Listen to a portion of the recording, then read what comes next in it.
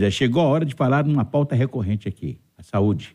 Afinal, manter a saúde em dia é essencial. Conte com o Laboratório Hermes Pardini e vacine-se contra a gripe. Fique protegido e proteja quem está próximo de você. O laboratório disponibiliza a vacina quadrivalente, uma vacina mais completa que protege contra 4 tipos de vírus, viu? Acesse aí hermespardini.com.br e saiba mais. Hermes Pardini, aqui tem saúde, aqui tem vacina, Patrícia. Itatiaia Saúde. E hoje um assunto muito recorrente aqui, Cirantão. A formação do médico que é cirurgião plástico. Hoje nós vamos conversar com o Dr. Rodrigo Lopes. Ele que é médico, é cirurgião, é membro da Sociedade Brasileira de Cirurgia Plástica. Vai explicar aqui para os nossos ouvintes internautas tamanha importância da formação e da ética médica. Bom dia, doutor. Tudo bem?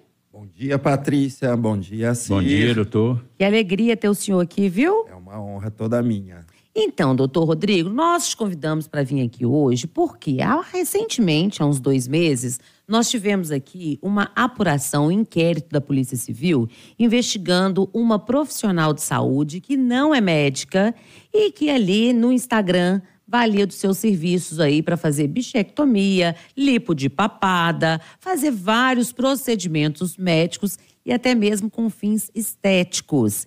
E que deveria ser pela formação médica, não é isso? Com certeza. Um dentista ele não está habilitado à realização de cirurgias de lipoaspiração. E para ter essa habilitação, o profissional tem que ser um cirurgião plástico. Sim.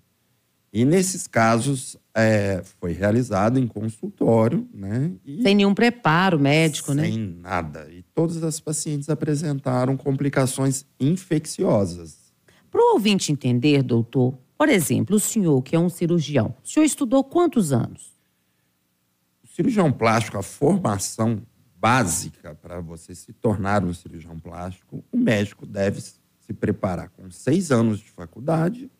Depois de formar, é necessário fazer uma prova, essa prova de residência, primeiramente em cirurgia geral.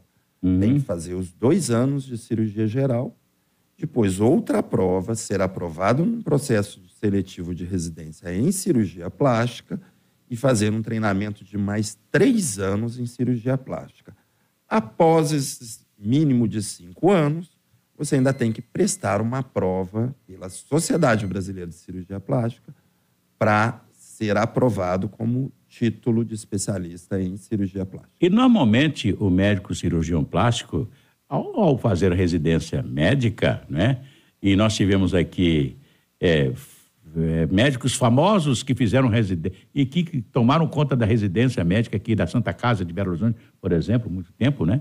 E que aí a pessoa vai adquirindo toda a experiência. E, naturalmente, principalmente quando o sujeito vai fazer uma residência médica no pronto-socorro, onde ele é obrigado a trabalhar rapidamente, né? Sem muita delonga para resolver os problemas que chegam lá, né? Sim, é muito importante salientar que eu tenho 3 anos de residência em cirurgia geral e um deles foi no pronto-socorro João 23, em cirurgia do trauma. Onde chegam ali os mais variados casos, né? E a pessoa tem que ter a habilidade para fazer uma cirurgia sem muita delonga, né?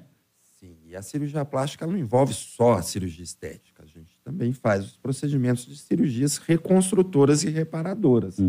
Principalmente pacientes portadores de doenças que necessitam tirar grandes proporções do corpo, como o câncer de pele, até os grandes traumas de acidentados e queimados. A Virgínia, do bairro São Geraldo, pergunta para o doutor Rodrigo, o que é a lipo de papada? Que procedimento que é esse?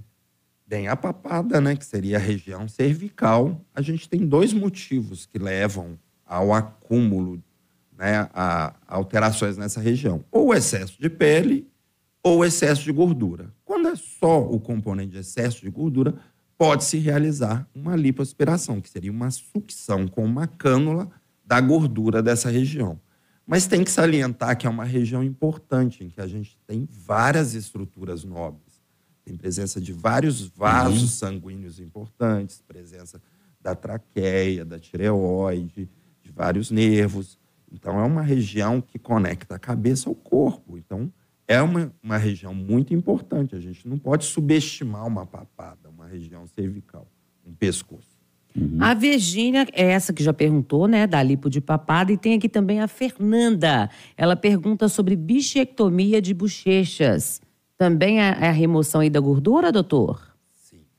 A bichectomia, né, é um nome meio estranho, né? É porque é o acúmulo de gordura que todo mundo tem na região das bochechas. Chamam-se bolas de Bichat, porque foi o professor Bichat, um cirurgião, que descobriu essa região. Essas gorduras, elas não têm muita finalidade após, assim, na fase adulta, e alguns pacientes retiram essa gordura, esse acúmulo, para afinar o rosto. É uma cirurgia segura, feita por dentro da boca e que diminui o volume dessa região. A Raquel também está aqui dando um depoimento. Ela não quer falar de onde que ela é, mas ela fala: Patrícia Joe, eu sempre tive um grande problema com a minha papada. Eu não tirava nem foto por conta da vergonha. E agora, depois que fiz, ficou pior ainda. Estou arrasada. Tenho crise de ansiedade. Acho que não escolhi um bom profissional. Eu fiz, não é com médico, só fala assim. Sim, muitas vezes o problema da papada não é só o acúmulo da gordura, é o excesso de pele. Então, se você tira a sustentação da região, vai piorar. Então, a pessoa fica com aquele excesso de pele, às vezes fica muito pior. Por isso é importante a avaliação do cirurgião plástico, que em alguns casos não é necessário somente realizar a lipoaspiração. Tem que se retirar o excesso de pele. Lembrando que é o excesso de pele de uma região que tem várias estruturas nobres abaixo. Tem que ser realizada por um profissional adequado, um cirurgião plástico, que, além de tirar a gordura, retira o excesso de pele e esconde a cicatriz atrás das orelhas. A Carolina pergunta: esses procedimentos têm perigo de infecção, doutor?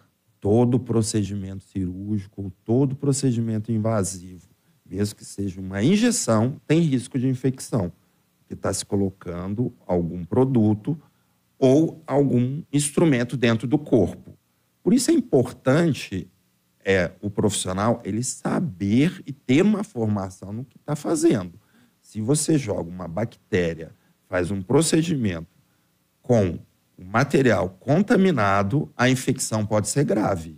E a consequência seria uma infecção sistêmica generalizada. E pode levar à morte, né, doutor? Sim. Não é verdade? As consequências são Mas graves. aí, O Sérgio faz uma crítica aqui a Cirantão. Ele fala o seguinte: não entendo porque tantas mulheres hoje estão com a mesma cara, doutor Rodrigo. Impressionante como que muitas submetem aí a vários procedimentos desnecessários. Sim. Hoje eu como cirurgião plástico e com formação a mais longo prazo, realizo os procedimentos estéticos e com parcimônia. Eu acho que o paciente ele nos procura querendo melhorar, querendo tirar alguns sinais de envelhecimento e sentir-se mais saudável.